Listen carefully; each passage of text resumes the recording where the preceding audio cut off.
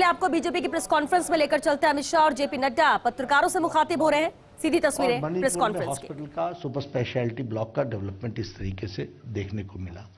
और अगर हम गोवा की बात करें तो संपूर्ण आत्मनिर्भर गोवा, संपूर्ण विकास के दृष्टि से इसका एक बहुत बड़ा महत्व रहा।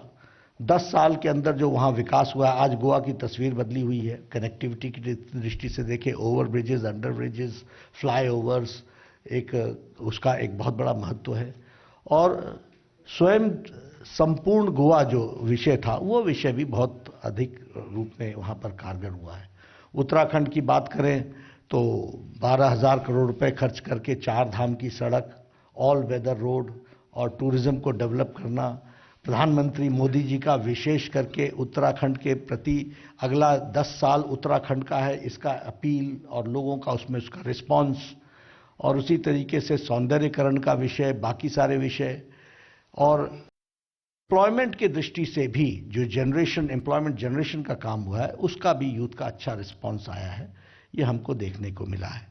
तो हम ये महसूस करते हैं कि चारों राज्यों में भारतीय जनता पार्टी को अच्छी मेजॉरिटी के साथ लोग फिर से अपना आशीर्वाद दे रहे हैं। मणिपुर की बात करें तो Manipur was a state of blockades, Manipur was a state of insurgency, Manipur was a state of turmoil. वहाँ हमेशा ही बंद, ब्लॉकेड्स और इंसर्जेंसी का काम, तकलीफ का काम था। 5 साल में कोई ब्लॉकेड नहीं हुआ, डेवलपमेंट पूर्णतः हुआ। कनेक्टिविटी रोड का काम पूरी जोर शोर से चल रहा है। रेलवे लाइन इम्फाल पहुंच रही है, इसका भी प्रयास चला हुआ है और उसको तीव्र गति से किया जा रहा है। तो हर दृष्टि से देखा जाए तो एक वहां पर, और वहां का बहुत ही सकारात्मक स्पष्ट रूप में लोग भारतीय जनता पार्टी को सरकार में ला रहे हैं। जहां तक पंजाब का सवाल है, जैसा कि हम सब जानते हैं कि हमारा अमरिंदर सिंह जी और ढींसा साहब के साथ समझौता होते हुए हम चुनाव में गए। पहली बार मौका हमें मिला कि 65+ सीटों पर भारतीय जनता पार्टी गई है और बहुत ही सकारात्मक हमको वहां पर रिस्पांस मिला है। और हम वहां पर, जिसको कहते हैं मोर देन एक्सपेक्टेशन, हम अच्छा नतीजा वहां लाएंगे, इस प्रकार से हमको देखने को मिलता है। ये कुल मिलाकर के चीज़ें देखने में आई। पंजाब का जहाँ तक बात करें तो चाहे वो करतारपुर कॉरिडोर हो, मोदी जी के द्वारा उसको जो 1947 से नहीं किया गया था, उसी तरीके से अगर हम बात करें तो ये जीएसटी लंगर को फ्री करना गुरुद्वारे में, उसी तरीके से अगर हम बात करें तो FCRA का रजिस्ट्रेशन देना हरमंदिर साहब को, उसी तरीके से जो ब्लैक लिस्ट किए हुए गए लोग थे 314 लोग, उनको डिलिस्ट करना। तो बहुत बड़ा काम ये जो सिख राइट्स में 1984 में जो हुआ था, उसको वापस उनको बुक करना और जेल में डालना, ये कोई नहीं कर सका, मोदी जी के द्वारा हुआ है। और पंजाब में इसका बहुत पॉजिटिव रिस्पांस है, ये हमको देखने को मिला है। जब से कैंपेन शुरू हुआ तब से प्रधानमंत्री जी की सभी राज्यों में बड़ी संख्या में रैली होना, माननीय रक्षा मंत्री जी की रैली होना, माननीय गृह मंत्री जी की रैली होना, माननीय नितिन गडकरी जी की रैली होना, और पहले क्लोज डोर हुई, बाद में ओपन जनसभाएं हुई, और मैं आपको उसके आंकड़े आपको मिल जाएंगे कि किस किस ने कितनी रैलीज की हैं, लेकिन एक बड़ी संख्या में रैलीज हुई। मैंने खुद काफ़ी रैलीज को एड्रेस किया। और इसके साथ साथ सभी चारों स्टेट के चीफ मिनिस्टर्स और अन्य स्टेट के भी चीफ मिनिस्टर्स ने रैली की। तो स्टेट लेवल पर भी उसको काफ़ी अच्छे ढंग से ऑर्गेनाइज तरीके से किया गया, और हमारे स्टेट लीडर्स ने भी प्रैक्टिकली सभी विधानसभाओं को टच किया है। और एक कैंपेन जो था हमारा, वो बड़ा वेल ऑर्गेनाइज्ड कैंपेन था, ताकि कोई भी विधानसभा छूट ना जाए, और जो मुद्दे थे उस मुद्दे से जुड़ते हुए लोग वहां पर अपना कैंपेन को चलाएं, इस बात को देखा गया।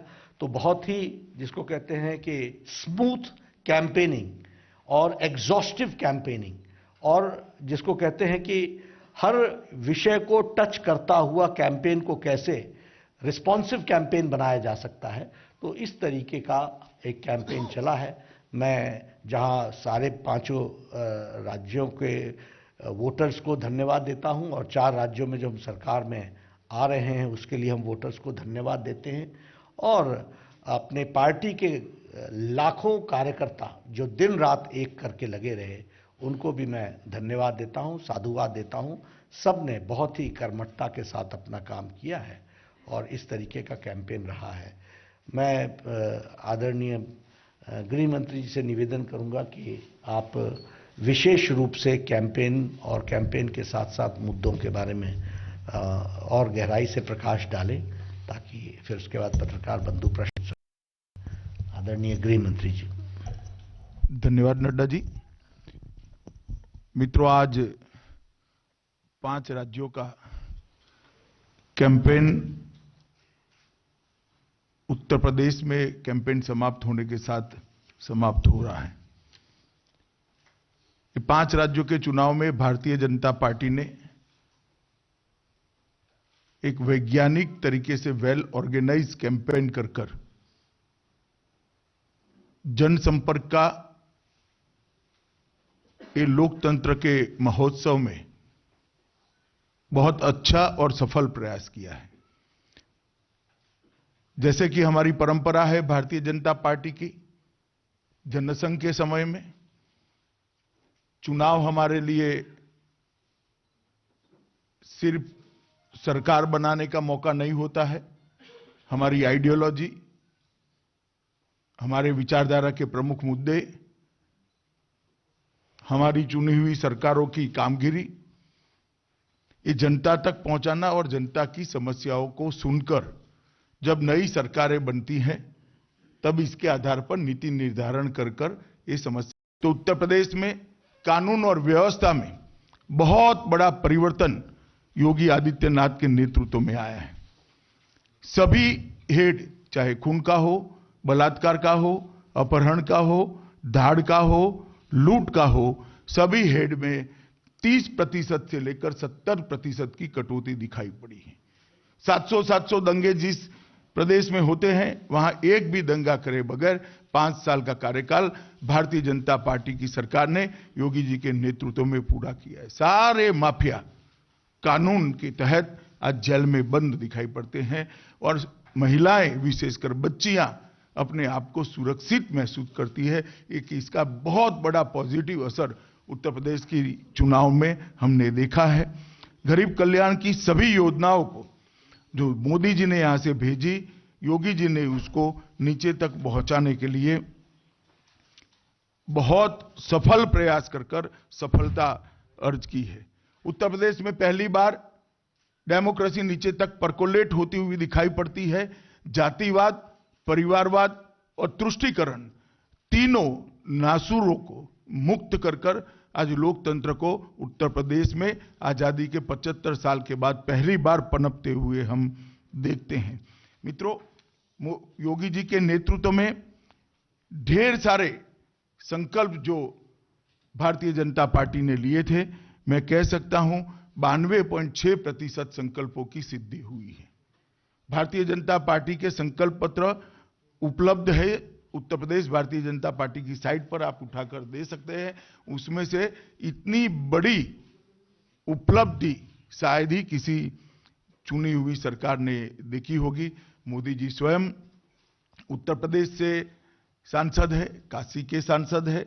जब मोदी जी ने काशी में रोड शो देखा तब जनता अपने लिए काम करने वाले अपने प्रिय नेता को किस प्रकार से स्वागत कर सकती है, इसका लोकतंत्र के अंदर एक ऐतिहासिक उदाहरण हमने उत्तर प्रदेश के कैंपेन के अंदर देखा है।